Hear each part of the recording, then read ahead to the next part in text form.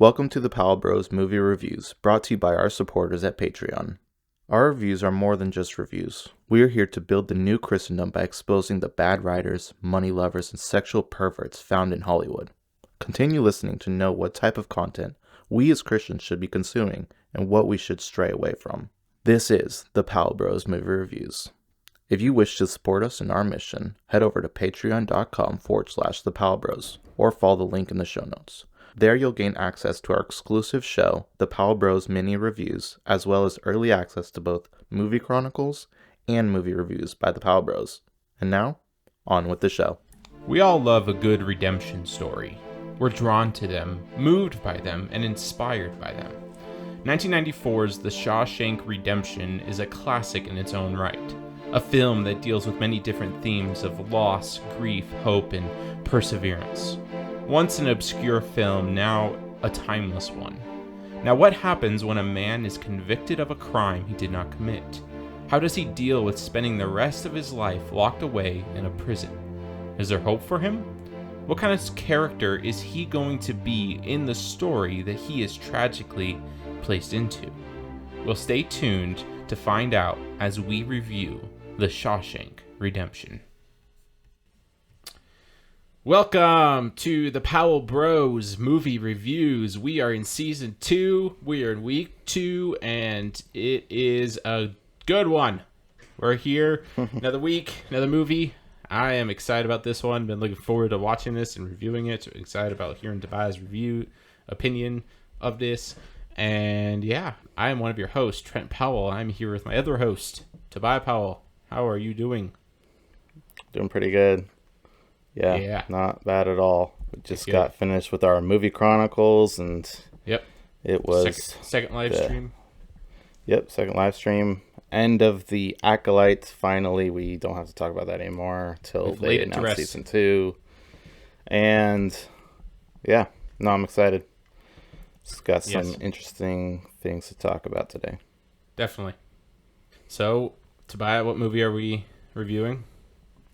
Yeah, we are reviewing your top movie for from our draft, which is Shawshank Redemption.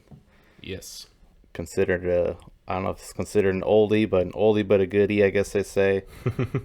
Yeah, so before I hear your opinion, so I already know that this movie has two things that you dislike about movies. One, that it's old. Even though it's like in the 80s probably. Not, when did this come out? I don't even know. I forgot to look when this came out. 80 something. And so it's old and it's more than 2 hours. You don't like long movies. All right. Yeah. So, and I don't know if you noticed, but most of my movies are pretty long, so you're gonna have to sit through all of them. Yeah. But I have a reason for that. Yeah. But I'm not gonna get into that. I mean, I'm not gonna get it right now. We can get to that in a little bit. But anyways, I know this already has two things going against it. I don't know. Was this the first time you've seen this? No, I've seen this many times. Okay. Yeah, okay. Yeah. I couldn't remember. Oh, yeah, it was Gladiator. That's what you were saying the other week. So, yeah, Shawshank Redemption. Tobiah, give me your opinions. What's up? Yeah. Well, okay, I'll address your two first things that you said. Okay. It is old, or it's an older movie, but you don't really notice at all in this movie, which says something about it for sure. And secondly, also the fact that it's long, again, you don't really notice because it's a good movie. Mm-hmm. So cool. That's my exceptions for those two things. Generally, I just think older movies aren't very good. So I don't really, it's not that I dislike a movie just because it's old. Mm-hmm. Unless it's like really old and it's like just horrible quality because it's so old. But that's definitely not the case for this one. Which it's just funny because like, that's just the difference between our generations. Like, and I'm in that weird middle place. I was born in 96, and so I'm literally like the start of the millennials. Like, I was born April to 96. I'm like one of the first of the millennials. Yet, no. You're the last very end. I'm the last of the millennials. Yeah, Sorry. I'm the last of the millennials, and right after me, which is you, is the Gen Z. I can't get it right. Yeah. Gen Z, yeah. Mm-hmm. And so I'm in that weird place where it's like I can understand your perspective on old movies, But I still have like a nostalgia towards a lot of old movies, and I generally do like old films.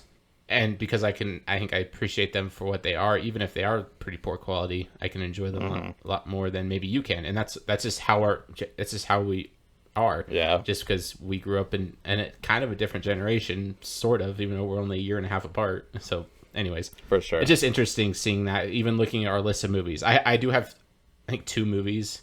Actually, they both came out in 2019. It was funny, 1917 and Jojo Rabbit. I think those are like my 2 newest films, and then all my other ones are like either early 2000s, 90s, and then whenever this one came out. Yeah, and then same with length of movie. Like, generally, I don't like watching long movies because I just don't want to sit around for 3 hours Sorry, watching a this long came out in movie. 94. Completely Okay, off. 94, so it wasn't that old. No, it's not that old. I have a nostalgia, I'd say, for 90s movies. I think there's a lot of movies in the 90s that I like. But anyway, I'll get into it a little bit. Just general thoughts. I mean, I don't want to dive too much.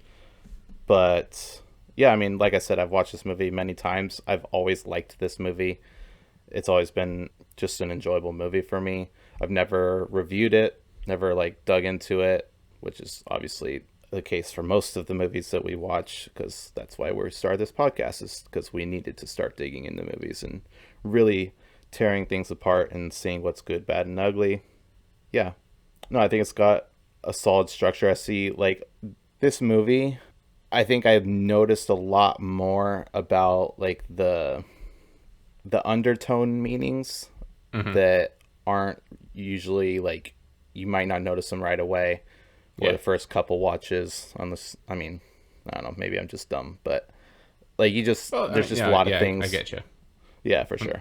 When you're thinking about it more critically and your brain's a little more turned on, it's like you can perceive things a little better, and like, oh yeah, I get what they're doing there, and I see for sure what they're trying to say here. Yeah, this movie is very well done. There's so many things, so many little things that are paid off, and I feel like everything in this movie pays off. Every little detail gets a payoff, and I love that. Like, there are so many things I'm like, oh, that's gonna get, because I've seen this. I watched this movie not too long ago when I was preparing for it, so like I had a refresher after not seeing it for a few years, and then watching it now, and I'm like, oh, this gets a payoff. Oh, this gets a payoff. Oh, this gets a payoff. And just seeing that was incredible. And I love when a movie is that well detailed, and I think those are the kind of things that really make masterpieces. So all in all, this is definitely a really good movie. Yeah, those are my initial thoughts, I guess. Awesome. Some good. I assume you like this movie since it's on your top. Yep. Yeah. I mean, this, like, my favorite movie, I think, fluctuates a lot. This one's just been my favorite as of recent years, and kind of stayed that. And I know it's, like, obviously considered to be, well, at least IMDb says it's the greatest movie of all time. It's like, I think that's very inflated, and I don't necessarily think it's fair to say that. For me personally, this has been a movie that I've just always enjoyed. It's a very basic story, but you're right. Everything ties up very nicely. It's got a good plot, a good story. It's just a good story of redemption and struggle and hardship and overcoming those struggles and hardships that you face in life. And I mean, it's a prison break movie, but we'll get into that a little bit, because it's not about the prison break. It's about our 2 characters. It's about Red. It's about Andy, and the journey that they go on, and the choices they make, and the lives they end up living. And I'll shelve that for now. But I've appreciated this movie a lot, and I knew going to it. It had been a little bit since I watched it, but watching it again, I was like, yeah, I know why I chose this movie. I definitely do appreciate a lot in this film, and the story that unfolds, and how they develop the characters, and how they tie everything up really nicely. Yeah, I mean, it's pretty solid. So I don't know, we want to get into kind of the plot.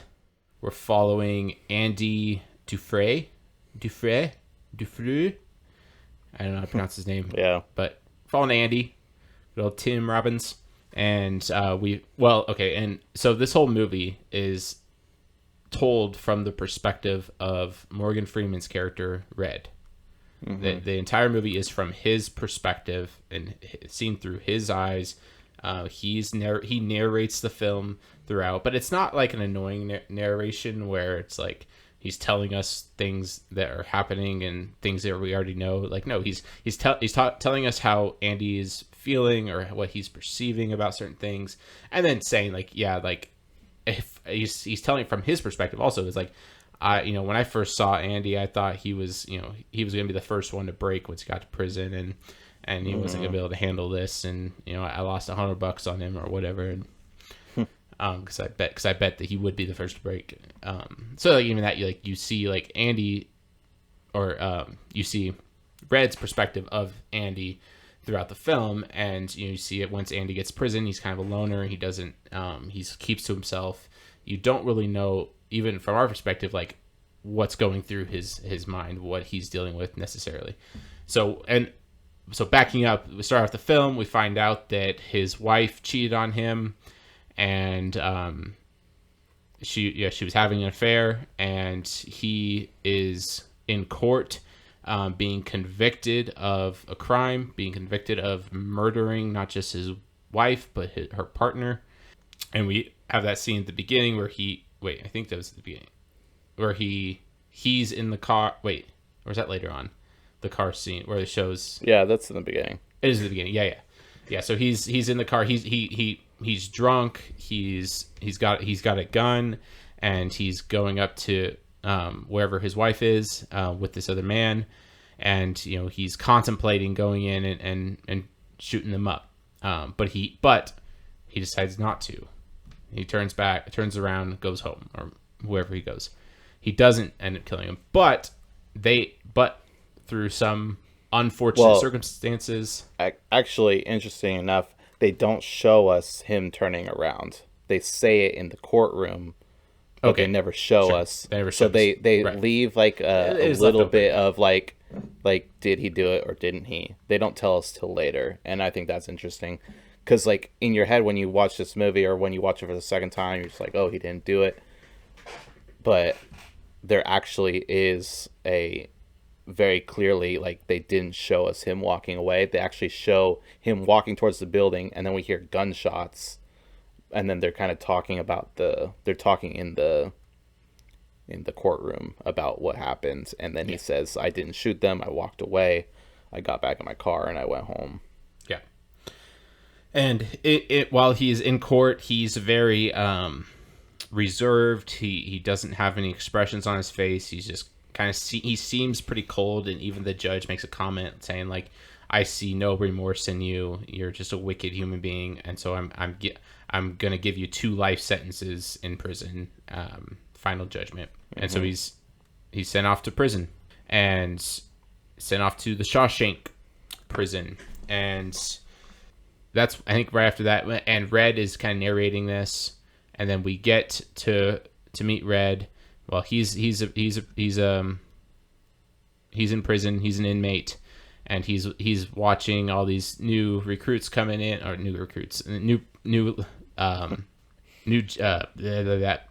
prisoners coming to the prison, and Andy's one of them, and he's just kind of, like I said, keeps to himself. He's like got his head down. He seems like he definitely doesn't belong there, and he knows he doesn't belong there. But you're asking like what's going through his head, what's he working through, and Red makes it very clear that he doesn't know who this person is or what's going on. He's so reserved. Then you have the first night of the prison where we meet one of our antagonists. He's a prison guard who just enjoys beating the crap out of inmates and being very, very brutal towards them, and even to the point where the first night there's one guy that he's the first one that breaks. He's just saying, "I don't belong here. What am I doing here?" And he's just crying, and so the guard pulls him out and starts pretty much beating him and beats him to death. Right? Death. Yep. He dies. He ends up dying. He literally beat him to death. Mm-hmm. Right. Yeah, so he pretty ends brutal. Right. Yeah, it is. Because But that's he that doesn't was take his own life. He just dies from his injuries. he died from his injuries. Yeah, Right. Yeah. It was a great like introduction to the basically our villains Yes. of the prison guards and the warden, and just kind of who they are as people, and how they have no care for human life at all. No. These guys that are he has no care for them at all, and literally just right off the bat beats one to death. Yep. And Yeah, so that was a good way no of telling us, like, hey, sympathy, this is first off, this is the environment that our main characters are in. Yeah. And this is who our antagonists, what our antagonists are like. This is what the prison is like. And, you know, Yeah. it's a place of chaos, it's a place of disorder, it's a place of brutality, and, you know, no one's safe and whatnot. And so develops that because Andy is very reserved. He draws the attention of what they call them. They call themselves the Sisters. I mean, they say, I think they said they're not gay, but they pretend to be or something. But they're they're rapists, and you know they rape the weak. No, that was actually a good quote. So he said that. So he said they're not gay because to be that you would have to be human first. Human first, yeah. Yeah. I caught that. Yeah. Yeah, that was. You have to be human first, and so you have those like more antagonists, and this directly affects our main character Andy, as he is, you know, they're ganging up on him. They catch him in a room, and then they beat him up, or they threatened him a couple times and eventually beat him up and whatnot, and he takes it. So this is kind of our first kind of character moment. Sorry, Go ahead. To add on to his quote there, he says after that, he says, "Queers take by force. It's all they know and understand." Yeah, it's all they know. I thought that was a great line. Yep. Queers take by force. It's all they know and understand. Like, how true is that statement? Yep. Well, they only care about themselves. They care about their own feelings, their own desires, and it's just all about them. And it's kind of portrayed in these characters, interestingly enough. But yes. So yeah, we have the Sisters, and then I can't remember. I'm blanking on where we go from there, because I think this is when we meet the warden, right? So the warden. That's when we start to get into. I mean, it's kind of a long stretch, but yeah, we meet the warden, and then it starts to get into like the papers and how he's a banker, so he knows a lot about numbers and taxes and he's bookkeeping and all that. He starts earning favor with the warden, and we meet the warden, and he turns out to be our main antagonist, and boy is he a good antagonist. And we'll get into that. I thought he did a great job and was very intimidating and very manipulative, and he's hypocritical, which we'll get into that.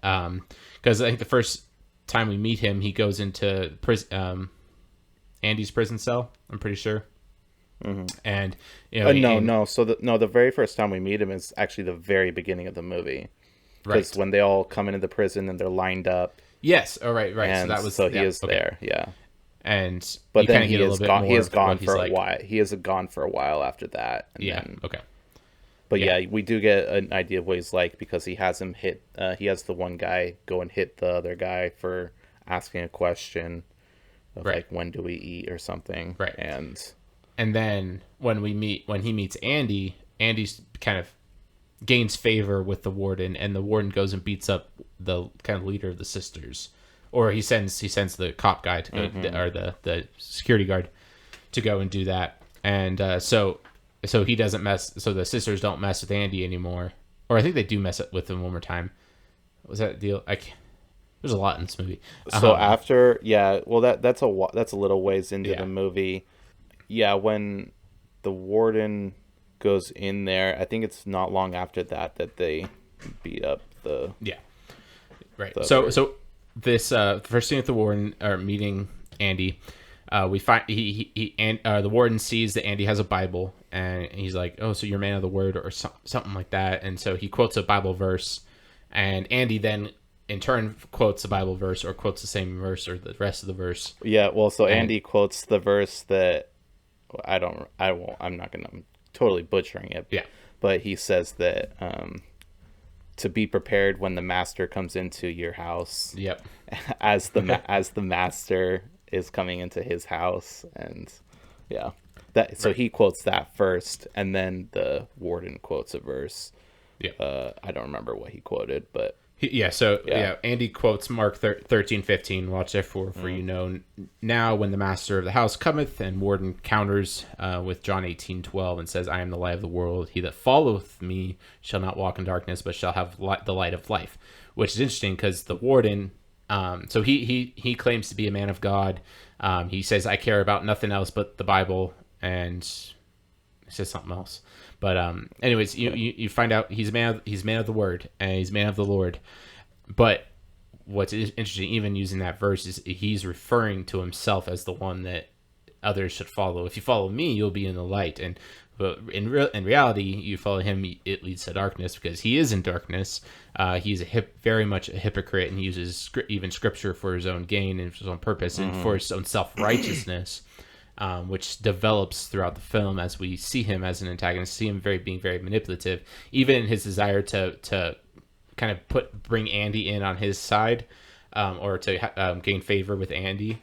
He wants to use Andy to start being a bookkeeper, but a bookkeeper for the warden who is laundering money, and he knows that if Andy does this, I can kind of blackmail him and give him I can give him special favors in my prison if he does my bookkeeping, which Andy happily does.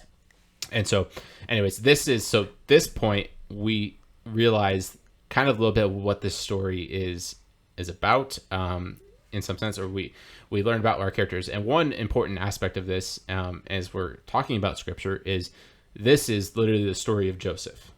This is Joseph, who was wrongly thrown into slavery.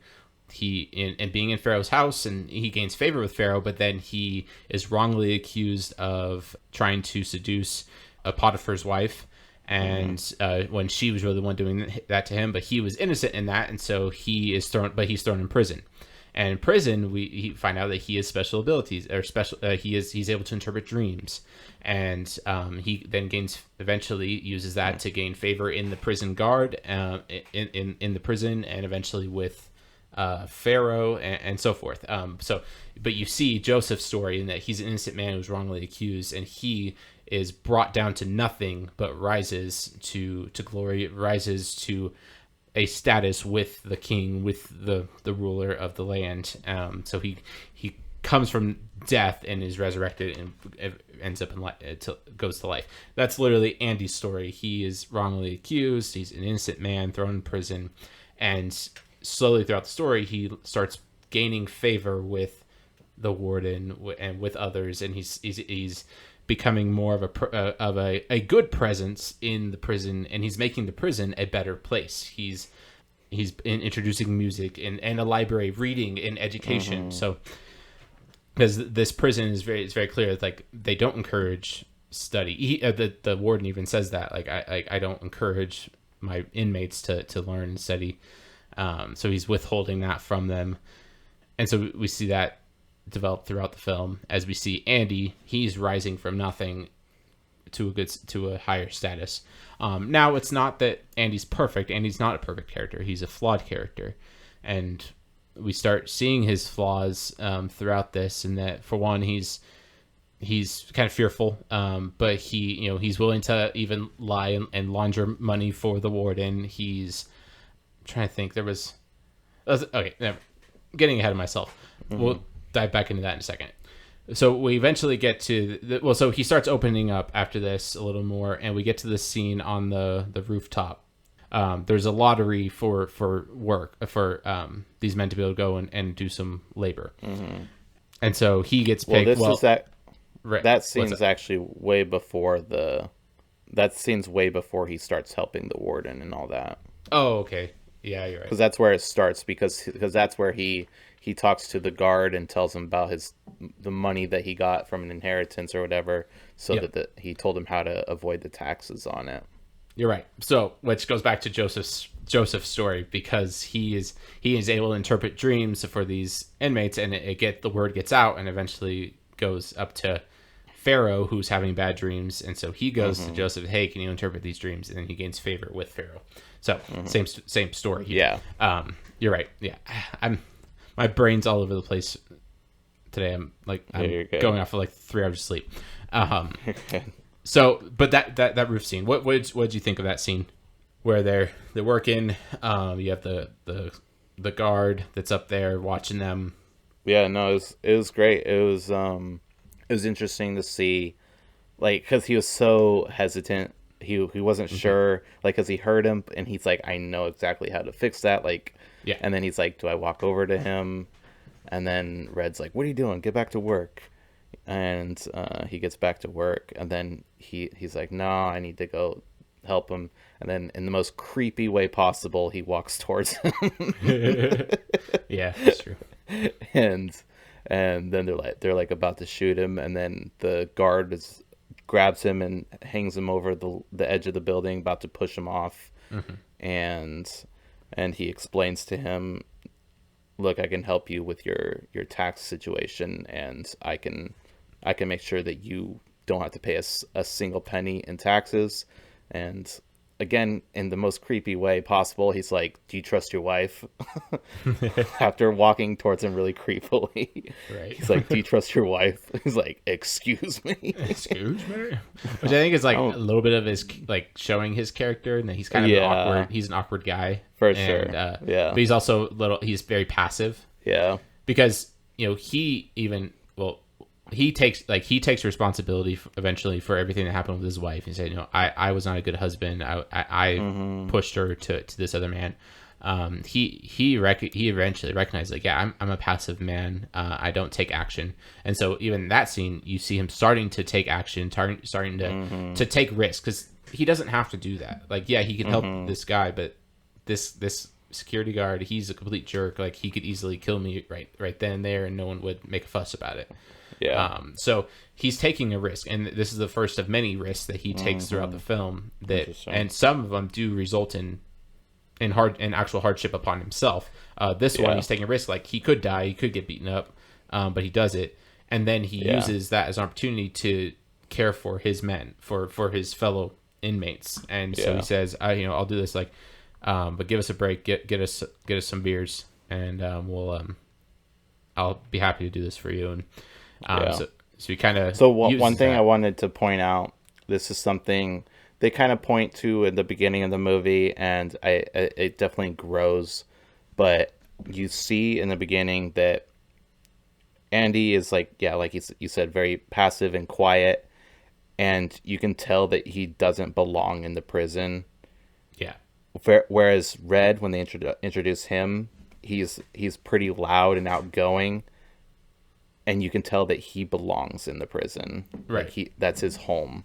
And he kind of has his posse, and then he's a leader. And then when Andy gets there, you can just tell, like, he just doesn't belong. And I think it was very interesting, and that's something that definitely gets paid off in the end, and we'll get to it. But yeah, definitely. So anyways, the beer scene was great. So he's gaining favor with his fellow inmates, who have been pretty harsh towards him and didn't really like him, but he's gaining favor with them, which is really cool to see. And he's being sacrificial. He's caring about them, because we also find out he no longer drinks, which is a callback to the beginning of the movie, where he was a drunk, or at least he got drunk. When he went to his wife, he says, "No, I don't drink anymore." So that was just telling us a little bit about his character and where he's at. And so he doesn't even accept the beer.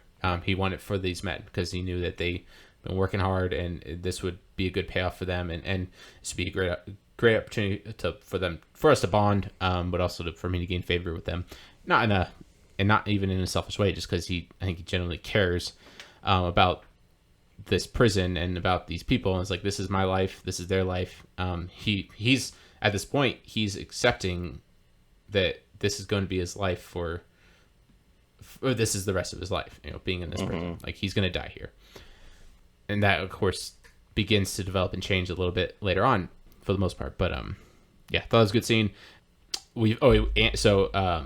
Red, he is a guy that can get things for you. So if you want some cigarettes, if you want some drugs, or you want a book, you want whatever, he's a guy. He is able to get on the outside and convince other people to do things for him and whatnot. So he's running a little like a kind of a scam, kind of like a business, moving things around and getting things for people and whatnot, and doing that for the prison. So if you want something, go to him. So Andy eventually goes to him after they had not really talked. Actually, no, Red even says, like, this is like one of the first things he says to me. This is the first time he opened up to me. He comes to him and says, hey, could you get me, I can't remember, was it the poster or the hammer? The rock hammer. So he asked for a little rock hammer. Doesn't tell him what it's for. Red thinks that he's going to use it to break out of prison, and he's like, dude, if you get caught with that, like, you're done for. And he's like, I know, but can you do it? Can you get it for me? And so, well, he does tell him what it's for. He said it's for his hobby of hobby sculpting, rock work, rocks. and then he said that, like, when he asked him, like, is it to, if it's to break out, it's going to take you 1,000 years, and he's like, when you see it, you'll laugh. Yeah. He says this will take him 600 years to get out if he used it. Yeah. When he finally sees it. But yeah, he does tell him that. He tells him that you'll laugh when you see it, because there's no way anyone would be able to break out with that thing. Right. And yeah. Exactly.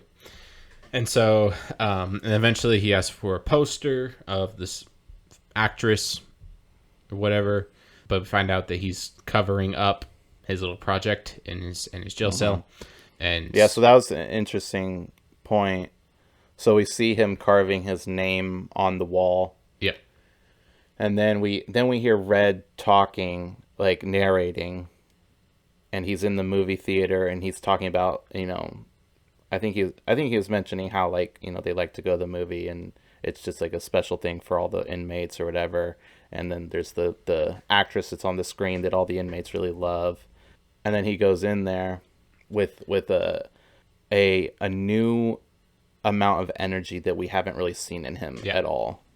A very interesting excitement. And he's like, I need this poster. And he was very anxious, and he's like, can you get it for me? And he's like, yeah, I can get it. It'll just be a few days. And he's like, a few days? I can't do a few days. And then he's like, what's the rush? It'll get here. I'll get it for you. And so then he's like, okay. And then he leaves. And then that's when the sisters trap him in the real room for the movies. And what happened there? That's when there's the transition. That's when he fought back, and then not long after that, that's when the guards beat up the lead of the sisters, right, and then got them out of there. Yeah, right. And so you have that scene where he obviously he takes a beating, and first of many types of beatings that he receives in this movie. And so gets the poster, and also as he's opening up, we start to see his drive and his kind of resilience. He finds out that, he gets kind of put in charge of the prison's library, which has not been funded very well, doesn't have very many good books, but he just, out of a desire and probably a care for these inmates, like, he wants to provide a good library.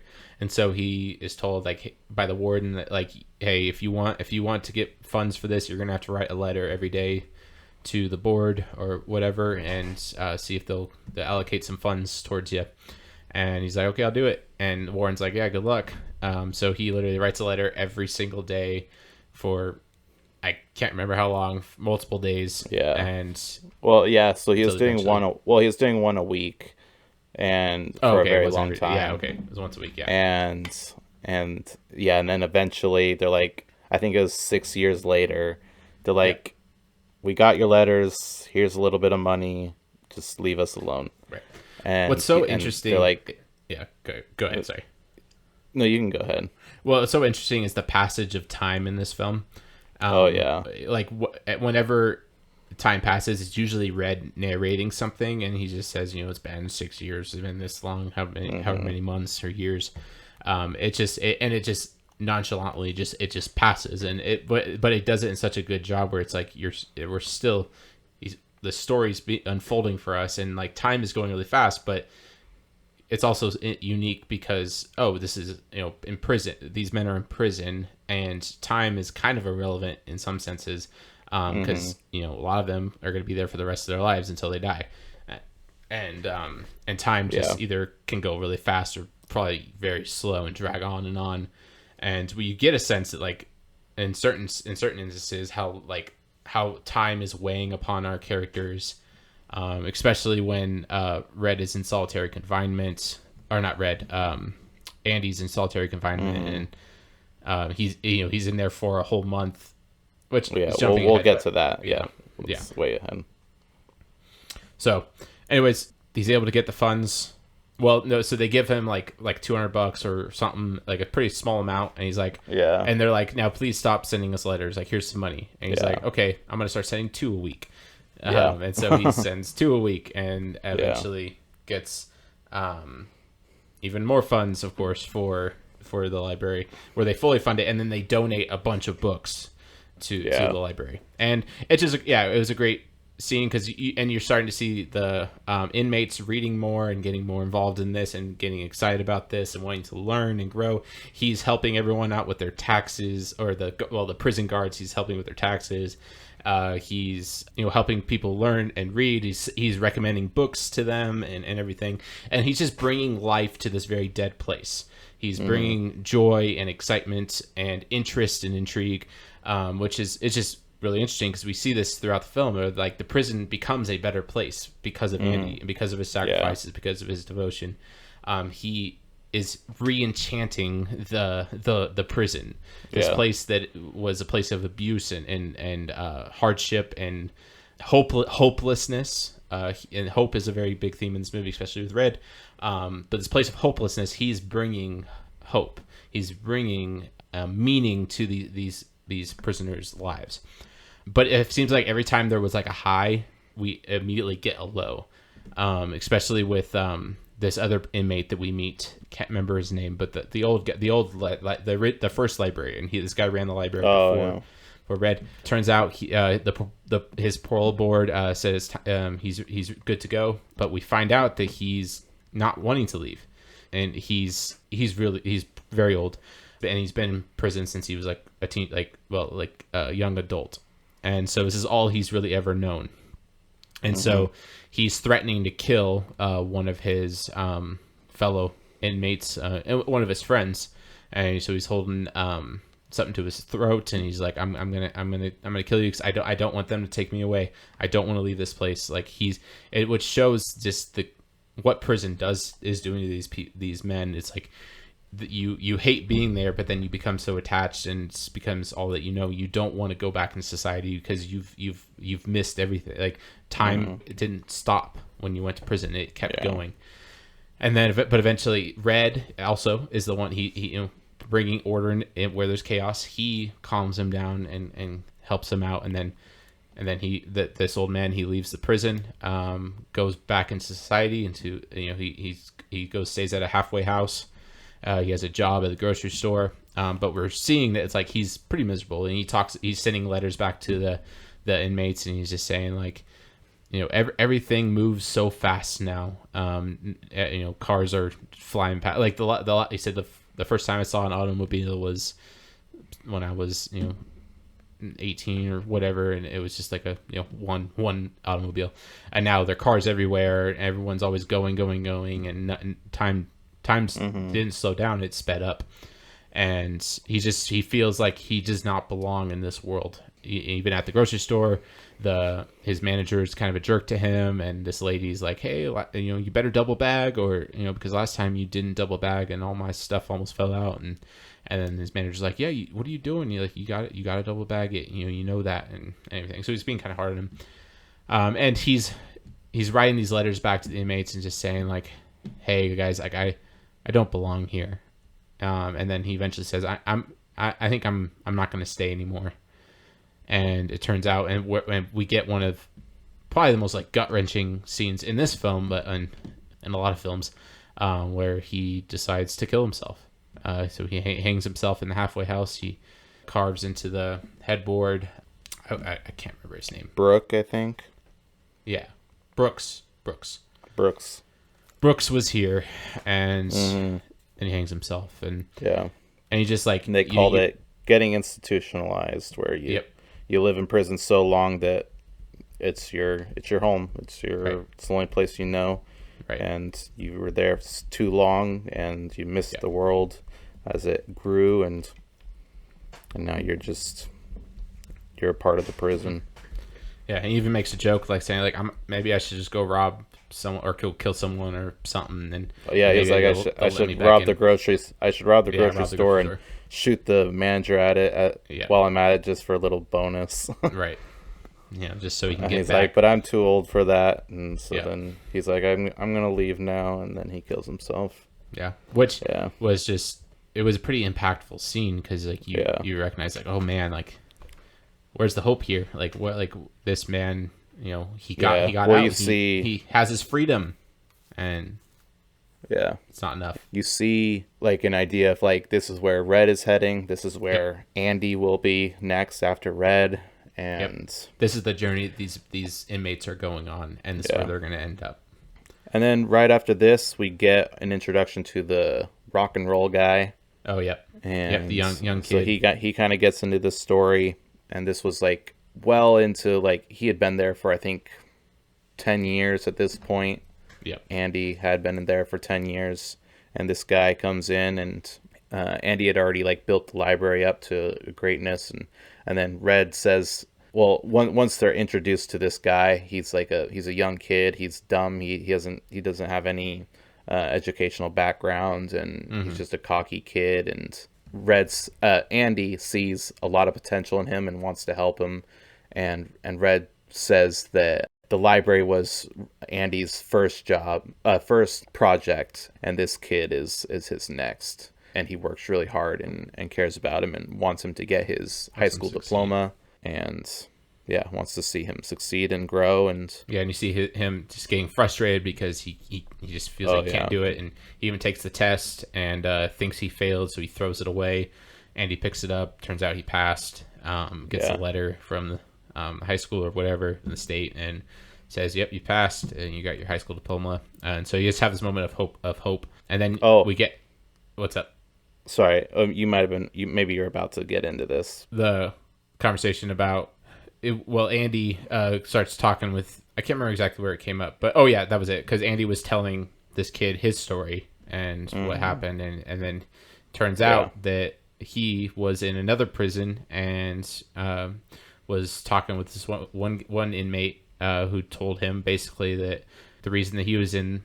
Or no, he was in for something else, but he's, kind of spills his guts and says, hey, you know what, I got away with killing this broad and her lover, and what's even better about it is they busted the husband for it and not me, and so I got away with it, and so he's in banker for husband, he's in for battery charges or whatever, and not for that crime, but Andy was wrongly accused and thrown in prison. So Andy's like, he has a shimmer of hope, but also shock. It's like, okay, I've been here for like a decade, and it turns out that the real killer, it was out there all along, and he was in another prison convicted for something else. And it's like, I need to find this guy. And so he goes to the warden, all hopeful, like, hey, like, being pretty forceful. He's built this reputation with the warden, but the warden's like seeing through. He's like, yeah, I don't. You need to settle down a little bit.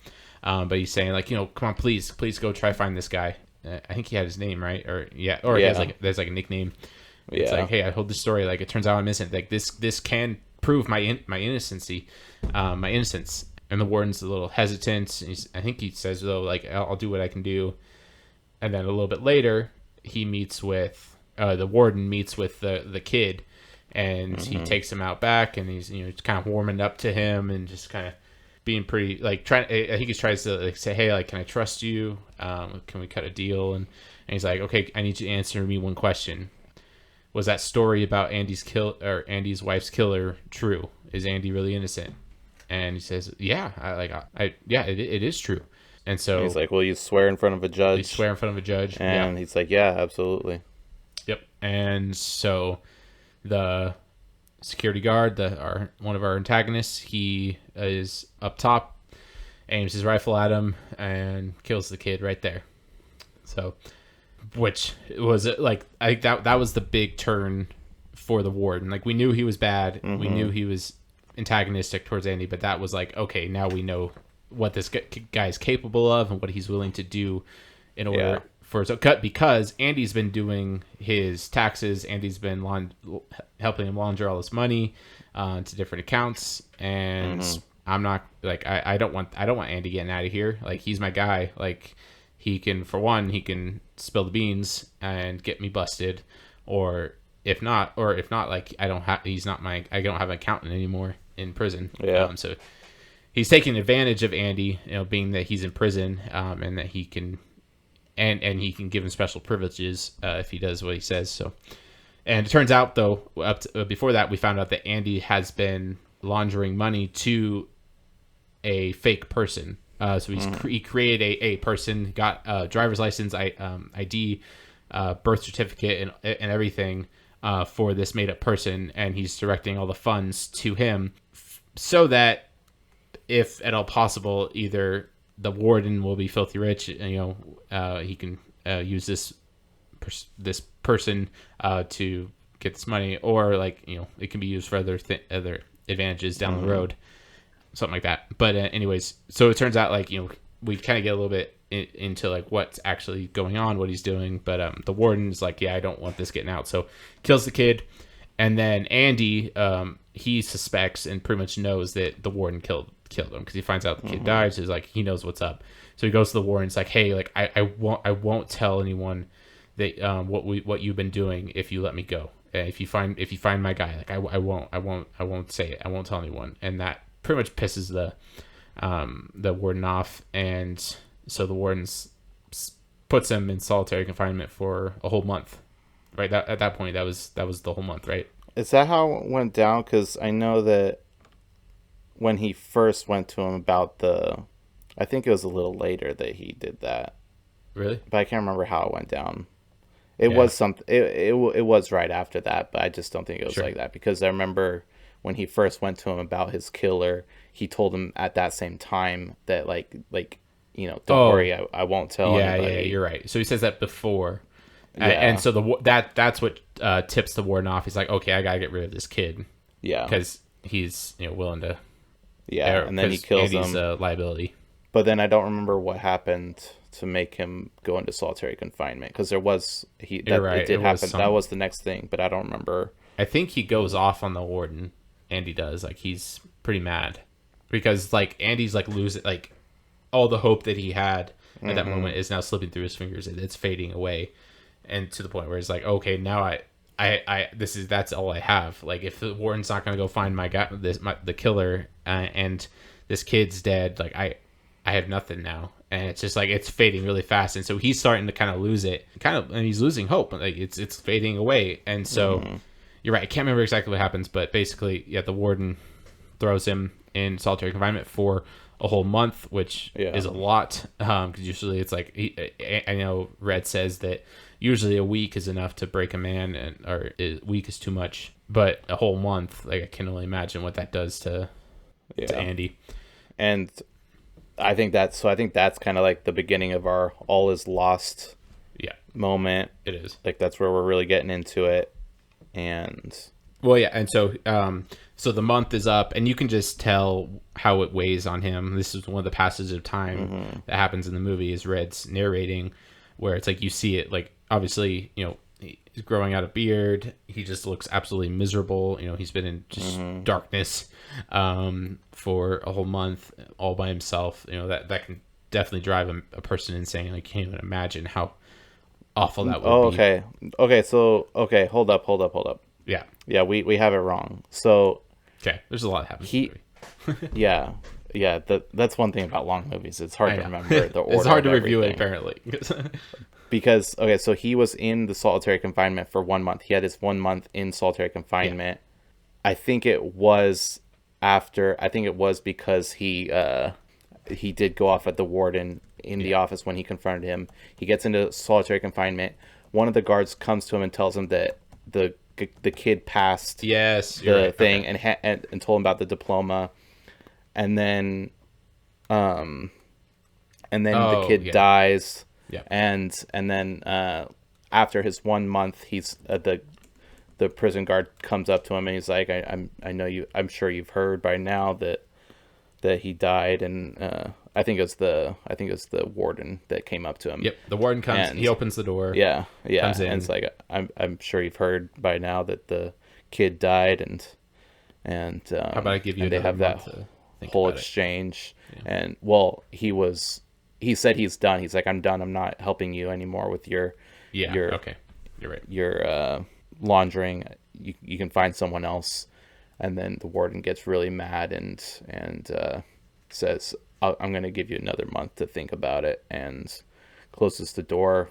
You can see at that point, that's your dark night of the soul. Like when you see Dufresne's face, like when he says another month, he's like, I can't do that. Like I defeated. Just can't do it. He's completely defeated. And then the door's shut on him and it goes to dark, and really crazy moment. Oh, and we jumped over the music scene, which was also really good. Yeah. Just another, like, he took a risk. So he's in the library and he finds these records, and so he finds a classical artist, or no, opera. It's an opera singer.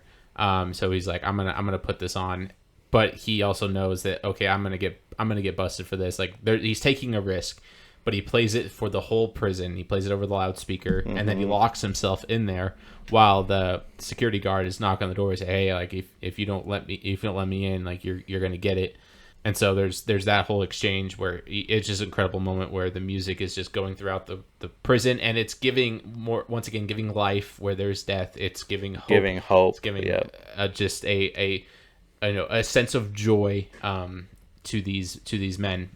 Also, going back to the beer scene real quick, one of Red's comments was that we felt on top of the world because they were sitting, they're outside the prison. We felt like we could have been shingling one of our own roofs or one of our own roofs, whatever the heck they were doing. The lords of creation, which is an interesting line. Going back to the garden, like it was a glimpse at Eden, at the Garden of Eden, where men can work and do so with joy and hopefulness and gratitude for what they are doing, and just have that sense of communion with other men, with other people, and he just and have that dominion over creation where they're not confined, they're not enslaved anymore, they're free. So they had that glimpse in that moment, which was incredible, and then he had the music scene, also another glimpse of just that hopefulness and whatnot. And he's taking a risk. He's like, I'm gonna pay for this, but I'm willing to pay for this for the sake of the prison, for my inmates. And of course, the warden does not like that at all. So eventually they break in, and he throws him in. This is the first time he throws him into the hole, as they call it, solitary confinement for 2 weeks. And so the month happens, and then like you said, that's the moment where he's just defeated. I can't do this for another month, and you just get that sense of like, man, he's hit rock bottom. This movie is showing, we're asking the question, how much can Andy take?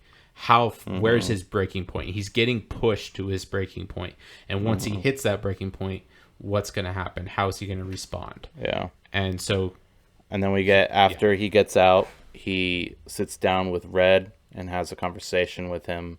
A very powerful conversation. And is this where he was talking about hope, and then Red was saying, like, hope's a dangerous thing, like there's no hope in here?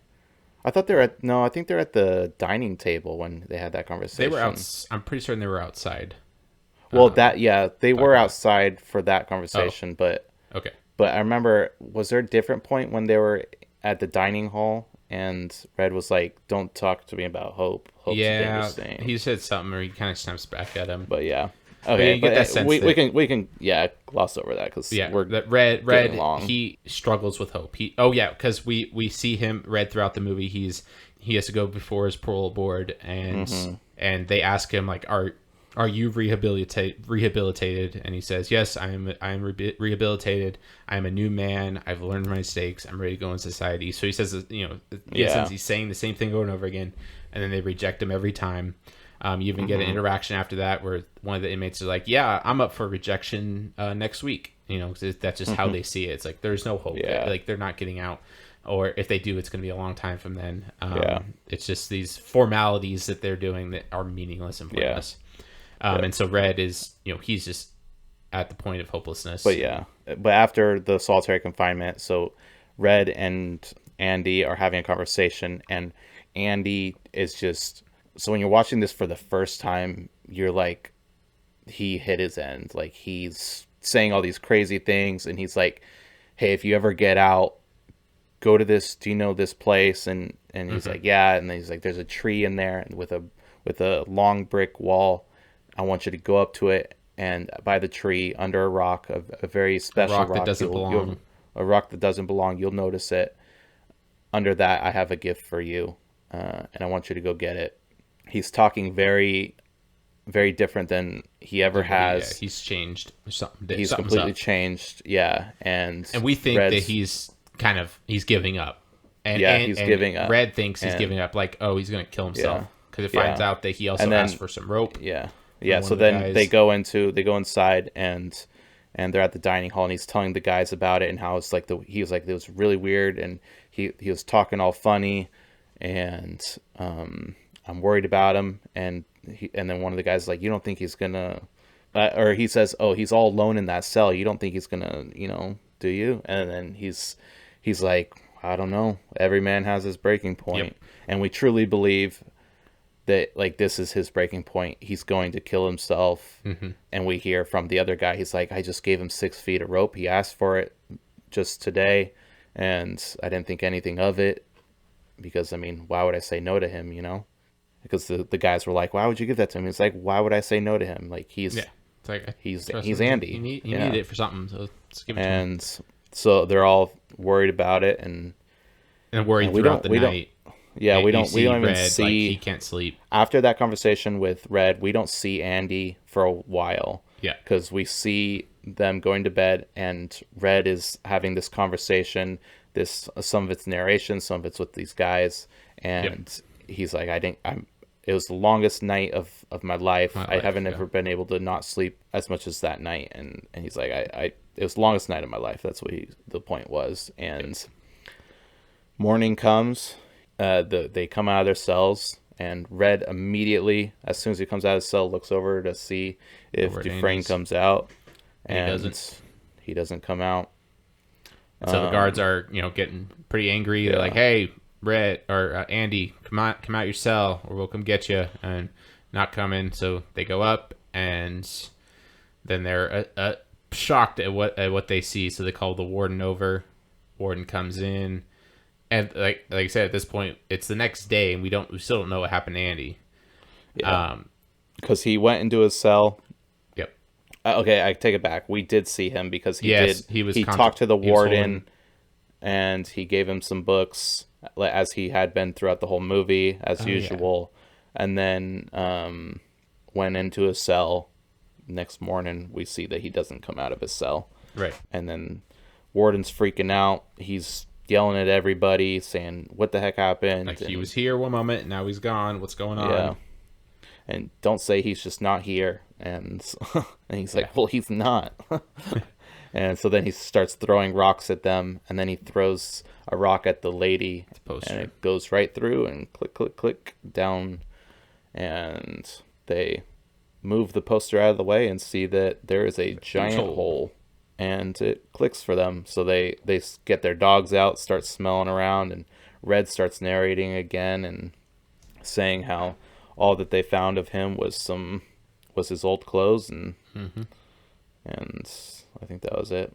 But yeah, you want to continue on? Yeah, and so I guess, and then do we get Andy's perspective after that? Yeah, I think Yeah. they kind of go over just like how he escaped and all that. Yeah. And then after we figure out like how he escaped, it goes back to Red, and Red has his final interview with the board, Yep. and he basically tells them off, being like, you guys are doing this over and over again, and it's the same old thing every time. You want to know if I'm rehabilitated, and do you even know what that means? It's like, and he's like, Just well, and they start explaining. It's like, yeah, I know what you think you know what it means, but do you actually believe it, or do you actually know it? And anyways, Yeah. and so they give him, and then after that, you think, okay, well, that's obviously not gonna go anywhere, and then they give him stamp of approval. Yep. He's good to go. You see him get out of the prison, and where did we get the Andy's perspective? It was right before that. It was Of before like that. how he escaped the prison. Yeah. Yeah. It was right Yeah. before that. Right. So what do we see? We see Andy. He is. It turns out, obviously, he's been cutting through that through that wall for years, 20 something years. And, you just, which even you think about, it's like 20 you years. think about his resilience and his and we don't know he's been doing this. I mean, you can assume that he's been doing something, but we don't know that this is what he's been doing. And but because it's like I said, this movie isn't necessarily about a prison break. It's about like, characters, and we're following these characters and their journey and their story.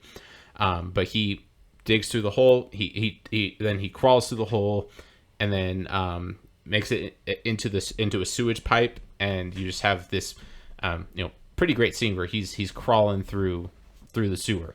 I love what Red says. He says he crawled through a river of crap and came out, and then he came out clean on the other side. So you see him crawling through that, and for a long period of time. Yeah. They kind of dwell upon it. Like he's I think it was like 25 yards or something that he's crawling through. 500 yards. Oh, 500. Okay, so like 5 football fields. 5 football fields. Yeah, that's was what it. Red Yeah. says. You're right. That's a lot longer than I was thinking. 5 So football fields. 5 football fields, and then he gets out and he makes it, and then of course it's raining. This is the key shot of the movie. This is on a lot of the covers, like when you see with the this movie, they actually used it practically because he used the lightning to be able to hit the thing. Right. It was like he waited for a night where there was a storm. Right. So that he could get out.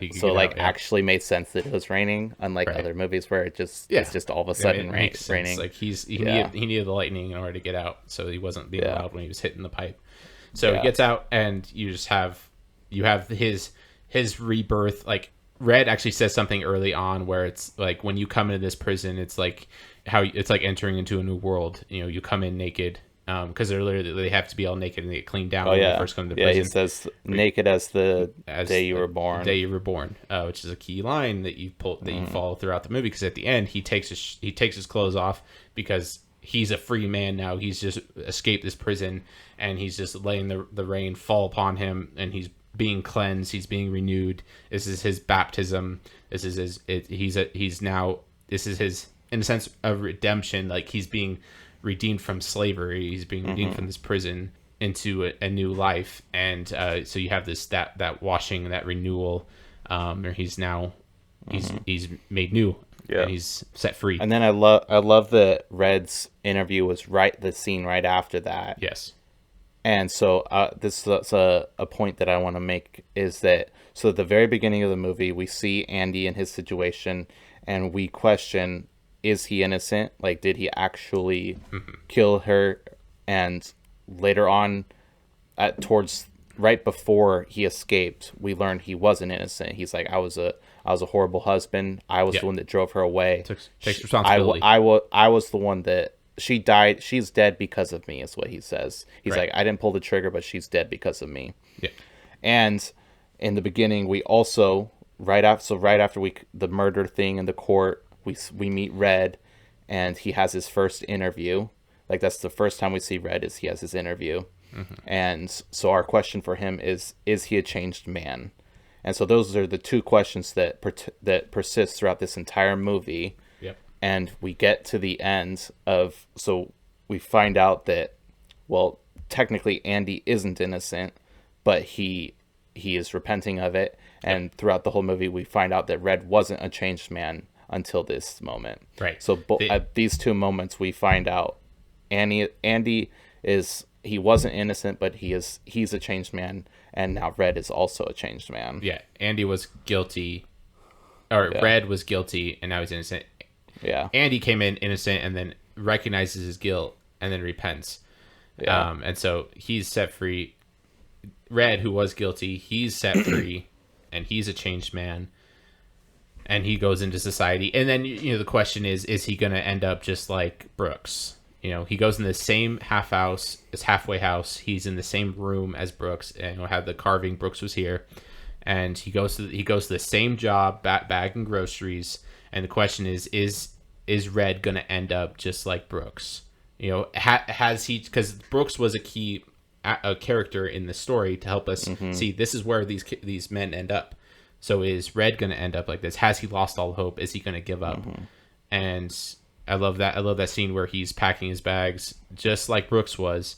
He walks into the room, looks up at the carving, says Brooks was here, and I think carving Red is here, and then he goes off and does what Andy asks him to do, which was go find. He basically said, I was going to kill myself, but I have a promise. I have to withhold with a friend. Yeah, so he has that sense of hope and renew. He's a changed character. Yeah, he writes, so is Red. It says, Brooks was here, so was Red. So was Red, yes. Okay. And then he leaves, and you want to close it out? Yeah, close out the story. He leaves and goes to where Andy told him to go, finds the tree, finds the rock, and looks under the rock, and it's a letter written from Andy to Red. So it obviously wasn't there before they were in prison. It was Andy went there to put the letter there and so forth. And so he says, if you've read this, I've escaped, and you're out as well. And he gives him instructions: go find me this place. He goes to that town or that country or whatever that he had told him about. And so Red goes and finds him, and he finds Red. He's fishing. He's fishing on. Well, or he's setting up nets or something. Meets him there. Cleaning a boat, yeah. To go out fishing. Yeah. Which Andy is a Christ-like figure in this movie. He's not perfect. He's a flawed character. He's not Christ. This isn't. We're not saying that. But he's a Christ-like figure. As we're watching this, and he brings order where chaos is in the prison. He brings hope and joy, but he also has his own struggles of like hopelessness. And then he goes, and then you even have the empty jail cell. It's like the empty tomb. You have the hole in through the wall and stuff. And he comes out, but he goes through death. He goes through crap, literally, and then is cleansed and renewed and brought from death to life. Which, he's an image bearer, just like we are image bearers. We have this. We tell the same stories. We go through the same journeys in life in various ways. We go through death and resurrection every day, in various ways. But that's what is kind of being portrayed here in this story. And he gives hope to Red in the end. But like I said, I'm not saying that he is Christ in this movie. He's a Christ-like figure, he's image of Christ. He's imaging Christ, but so is Red in certain ways, and so is other characters in certain ways. So that happens anyways. Andy, Red reunite, happy ending. Everything's tied together perfectly. And one thing, the villain, we see the villain. He is, Andy pretty much lets it known that, hey, Warden's dirty. You guys need to get him. So he's going to get arrested, and he has an opportunity to either accept and take responsibility for the wrongs that he's done. The cops are knocking on the door, say, "Hey, Warden, open the door." And then you have another character, pretty significant character moment before our villain, because he holds the gun, points it at the door, and then pulls trigger on himself and kills himself because he doesn't want to take responsibility for his guilt. And Red says, I wonder if the last thing that went through his head besides the bullet was, how did Andy get the better of me? How do you get how do you best me?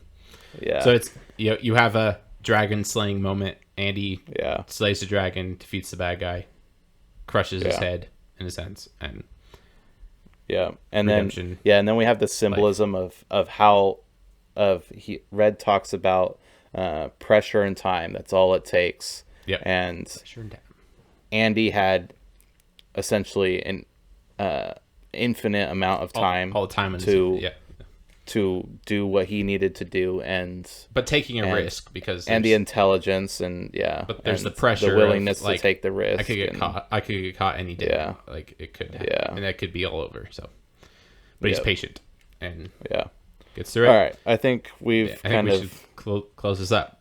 Yeah, technically, I think it was a great movie. I mean, acting was incredible.